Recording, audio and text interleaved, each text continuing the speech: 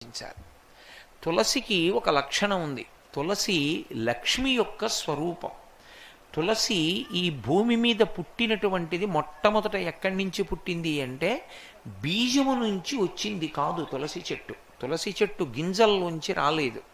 తులసి చెట్టు వృంద అనబడేటటువంటి మహాపతివ్రత యొక్క శరీరము దగ్ధమైనప్పుడు ఏర్పడినటువంటి బూదిలోంచి విత్తనాలు చేశారు బ్రహ్మగారి యొక్క అనుగ్రహం చేత.